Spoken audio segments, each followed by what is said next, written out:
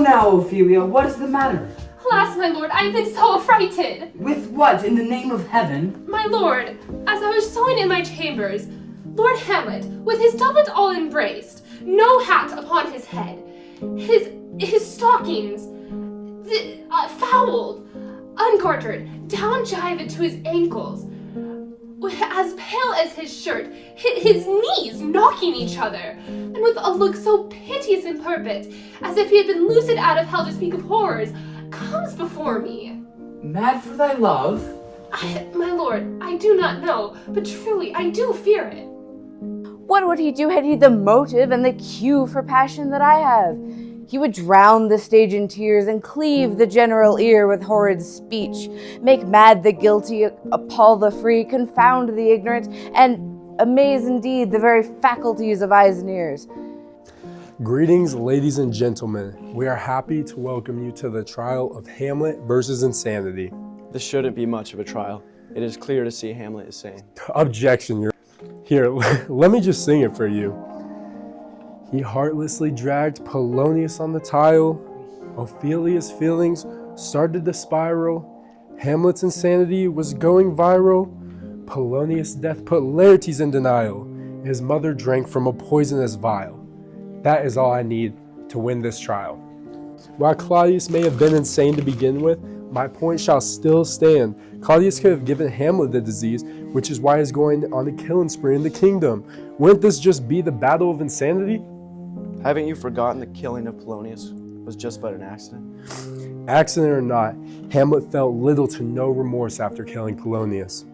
People may look at Hamlet as mad, but if you take a closer look in between his conversation with Horatio, Hamlet says, "I shall put on an antic disposition." This was in an effort to get the king to confess. This also shows that Hamlet can willingly change his madness on command. We don't need the specifics to see if Hamlet was mad or not.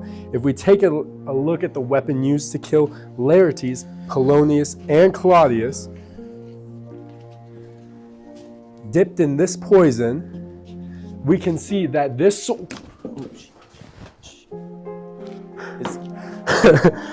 shoot, my bad. Is that real? No, it's not real. Here, let me just wipe it. Don't worry. It's not real? It's not real, don't worry. It feels real. It's not. Why are you using a glove if it's not real? Just safety measures. I gotta use the bathroom. As you can clearly tell, Hamlet is insane.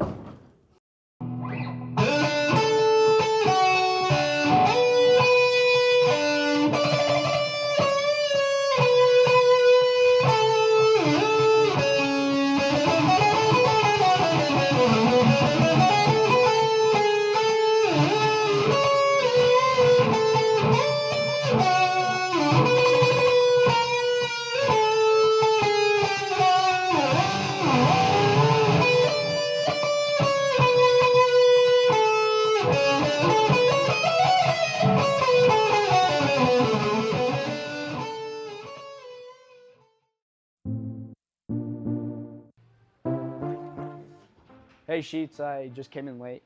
Can you mark me here? You're gonna have to go check into the office, get a note. You know the procedure.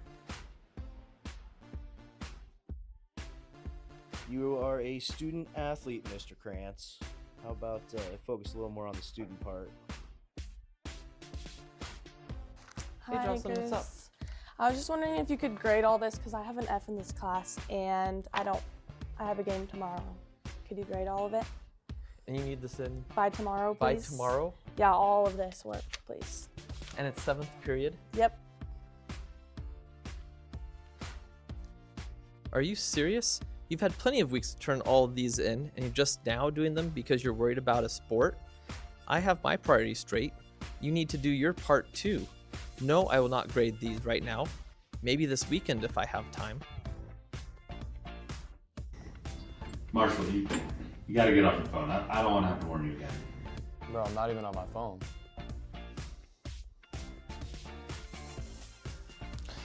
Marshall, if you do not get off your phone, I will take that phone from you and I will show everyone in the class your Instagram profile. I will show them just how few followers you have, and then after they notice that and they see just how incredibly lame you are, then I will drop kick you and your phone through a window.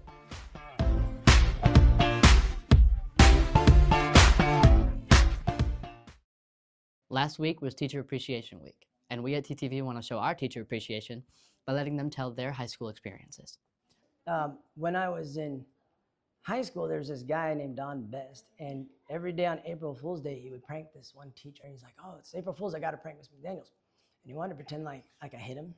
And so we went to the cafeteria and got a big old, skipped a bunch of ketchup, like a whole bunch of ketchup. And he laid down in the street all askew with his head under the tire, and we poured the ketchup all over the asphalt.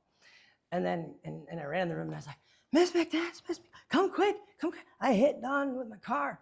And she ran out in the street. She goes, "Oh my gosh!" She's over like freaking. And that was April Fool's, and he's gotten her. It's like the third year in a row. She totally didn't know that and think about it. And she like just about was bent, and she was just gonna run off and like call 911, get the police. And Dawn jumps up and says, "No, April Fool's, April Fool's!" And she was so pissed off. It was really funny. So I went to high school in the 70s, right? When you were a freshman in my high school, you never went anywhere by yourself. And it was kind of a tradition that if the seniors caught up with you and you were anywhere near a restroom, they'd make sure they stuffed your head in the toilet and flushed it. And that seemed kind of harsh, but what was cool about it at the time, like when that happened to me, nobody else knew. I believe I'm truly responsible for making my band instructor retire. My freshman year, I had to enroll into a 0-hour class. I'll do jazz band, I'll play the drum set.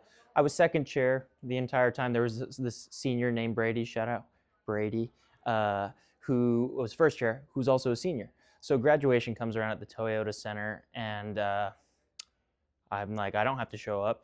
So I'm sleeping in, and then my parents wake me up in a very like frustrated and flustered fashion, saying that Mr. Steiner just called you. Shout out Mr. Steiner, the band teacher.